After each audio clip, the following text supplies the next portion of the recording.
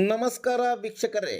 ಶಿಡ್ಲಘಟ್ಟ ವಿಧಾನಸಭಾ ಕ್ಷೇತ್ರದ ಕಾಂಗ್ರೆಸ್ ಪರಾಜಿತ ಅಭ್ಯರ್ಥಿ ರಾಜೇಗೌಡರವರು ಇತ್ತೀಚೆಗೆ ಬ್ಯಾನರ್ ವಿಚಾರಕ್ಕೆ ಸಂಬಂಧಿಸಿದಂತೆ ಶಿಡ್ಲಘಟ್ಟ ನಗರಸಭೆ ಪೌರಾಯುಕ್ತರಿಗೆ ಅವಾಚ್ಯ ಶಬ್ದಗಳಿಂದ ನಿಂದಿಸಿದ್ದು, ಈಗಾಗಲೇ ರಾಜೇಗೌಡರವರ ವಿರುದ್ಧ ಪ್ರಕರಣಗಳು ದಾಖಲಾಗಿದ್ದು, ಬಂಧಿಸುವಲ್ಲಿ ವಿಳಂಬ ವಿಚಾರಕ್ಕೆ ಬಾಗೇಪಲ್ಲಿ ವಿಧಾನಸಭಾ ಕ್ಷೇತ್ರದ ಶಾಸಕರಾದ ಎಸ್.ಎನ್. ಸುಬ್ಬಾರೆಡ್ಡಿರವರು ಚೇಳೂರಿನಲ್ಲಿ ಸುದ್ದಿಗಾರರೊಂದಿಗೆ ಮಾತನಾಡಿದ ಅವರು ರಾಜೇಗೌಡರ ನಡೆ ಬಗ್ಗೆ ಖಂಡಿಸಿದ್ದಾರೆ. ಅತಿ ಶೀಘ್ರದಲ್ಲೇ ಪಕ್ಷ ವರದಿ ತರಿಸಿಕೊಂಡು ಪಕ್ಷದಿಂದ ಶಿಸ್ತು ಕ್ರಮವನ್ನು ಪಕ್ಷದ ಅಧ್ಯಕ್ಷರಾದ ಡಿ.ಕೆ. ಶಿವಕುಮಾರ್ ಅವರು ಮಾಡುತ್ತಾರೆ. ಅವರು ಆಡಿರುವ ಮಾತುಗಳನ್ನು ಪ್ರತಿಯೊಬ್ಬರು ಖಂಡಿಸುತ್ತಿದ್ದಾರೆ. ಪೊಲೀಸ್ನವರು ಈಗಾಗಲೇ ತಂಡಗಳು ರಚನೆ ಮಾಡಿದ್ದು, ಅವರ ಬಂಧನ ಅತಿ ಶೀಘ್ರದಲ್ಲೇ ಆಗುತ್ತದೆ ಎಂದು ತಿಳಿಸಿದರು. ಸಾಮಾನ್ಯ ಆ ಥರ ಮಾತನಾಡೋದು ನಮ್ಮ ಸಂಪ್ರದಾಯ ಅಲ್ಲ. ಒಬ್ಬ ಅಧಿಕಾರಿಗಿರ್ಬೋದು, ಒಬ್ಬ ಹೆಣ್ಣುಮಕ್ಕಳು ಕೊಡೋ ಗೌರವನೇ ಬೇರೆ ನಮ್ಮಲ್ಲಿರೋದು. ಈ ಥರ ಮಾತನಾಡಿ ತಪ್ಪು. ನಮ್ಮ ಸರ್ಕಾರ ಅದರ ಬಗ್ಗೆ ಕಠಿಣವಾದಂಥ ಕ್ರಮ ತಗೊಳ್ಳುತ್ತೆ. ಆಲ್ರೆಡಿ 2 FIR ಬುಕ್ ಆಗಿದೆ ಮತ್ತು KPCCಯಿಂದ ನೋಟಿಸ್ ಕೊಟ್ಟಿದ್ದಾರೆ.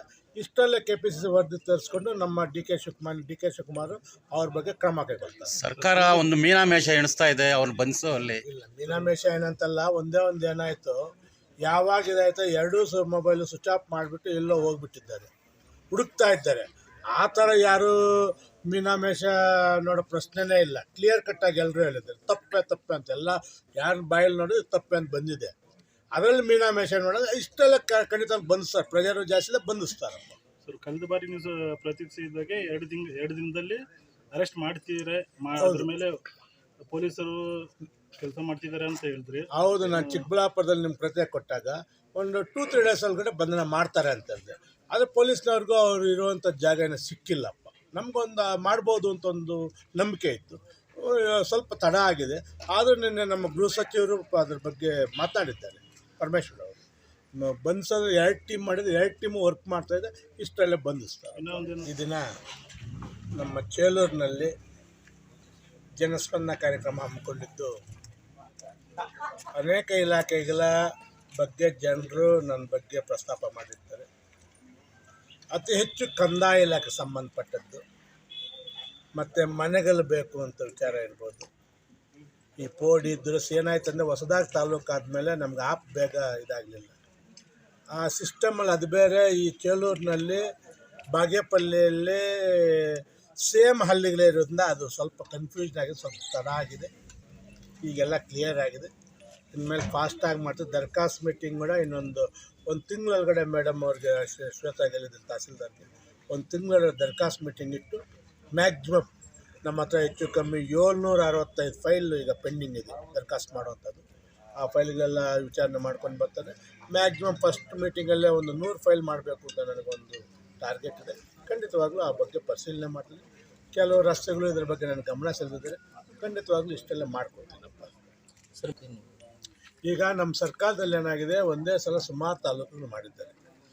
ಎಲ್ಲ ತಾಲೂಕುಗಳಿಗೆ ಈಗ ಫಸ್ಟು ಒಂದು ತಹಸೀಲ್ದಾರ್ ಆಫೀಸ್ ಕೊಟ್ಟಿದ್ದಾರೆ. ದೆನ್ ಇದೊಂದು ಮಿನಿ ವಿಧಾನಸೌಧ ಅಂತ ಈಗ ಶಾಂಕ್ಷನ್ ಆಗಿದೆ. ಈಗ ಇಷ್ಟೆಲ್ಲ ಗುದ್ಲಿ ಪೂಜೆ ಮಾಡಬೇಕು. ಮಿನಿಸ್ಟರ್ ಹತ್ರ ಡೇಟ್ ಕೇಳಿದ್ದೀನಿ. ಅದಾದರೆ ಒಂದು ಆಗುತ್ತೆ. ಇಒ ಆಫೀಸ್ ಅವೆಲ್ಲ ಯಾವ ತಾಲೂಕು, ನಮ್ಮ ತಾಲೂಕೆಲ್ಲ ಎಲ್ಲೂ ಆಗಿಲ್ಲ. ಸ್ವಲ್ಪ ಫೈನಾನ್ಸ್ ಡಿಪಾರ್ಟ್ಮೆಂಟ್ FDಯಿಂದ ಅದಕ್ಕೆ ಬೇಕಾದಂಥ ಅನುದಾನ ಬಿಡುಗಡೆ ಆಗಿದೆ. ಈಗ ನಿನ್ನೆ ತಾನೇ ನಮ್ಮ DC ಅವ್ರ ಜೊತೆ ಮೀಟಿಂಗ್ ಮಾಡಿದ್ದೀನಿ. ನಮ್ಮ ಈಗ ಬಂದಿರುವಂಥ DC ಅವ್ರು ಹೇಳಿದ್ದಾರೆ, ಹತ್ತಿರದಲ್ಲೇ ಡಿಸ್ಟಿಕ್ ಅಧಿಕಾರಿಗಳನ್ನೆಲ್ಲ ಕರೆದು ಅವ್ರವ್ರ ಆಫೀಸ್ ಬೇಗ ಪ್ರಾರಂಭ ಮಾಡೋಕ್ಕೆ ಏನೇನು ಬೇಕೋ ಕ್ರಮ ತಗೊಳ್ಳಿ ಅಂತ ಹೇಳಿದ್ದಾರೆ. ನಾವು ಇನ್ನೊಂದು 15 ದಿವಸದಲ್ಲಿ ಇನ್ನೊಂದು DC ಜೊತೆಲಿ ಒಂದು ಮೀಟಿಂಗ್ ಕರಿತೀನಪ್ಪ.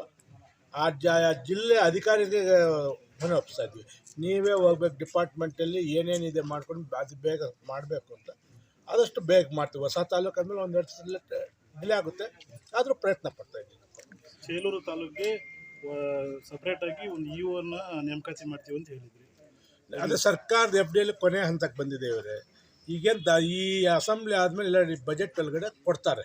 ನಾವೀಗ ಎಲ್ಲ ಇಒ ಒಬ್ಬರೇ ಅಲ್ಲ, ಎಲ್ಲ ಅಧಿಕಾರಿಗಳದ್ದು ಈಗ ಆಲ್ರೆಡಿ ಈಗ ನೆಕ್ಸ್ಟ್ ನಮ್ಮ ದಿನೇಶ್ ಗುಂಡೂರಾವ್ ಬರ್ಬೋದು. ಮೋಸ್ಟ್ಲಿ ನಮ್ಮ CHC ನಮ್ಮ ಕಮ್ಯುನಿಟಿ ಹೆಲ್ತ್ ಸೆಂಟ್ರ್ ಈಗಿರೋ PHC ಬದಲು ಕಮ್ಯುನಿಟಿ ಹೆಲ್ತ್ ಸೆಂಟರ್ ಮಾಡಿದ್ವಿ.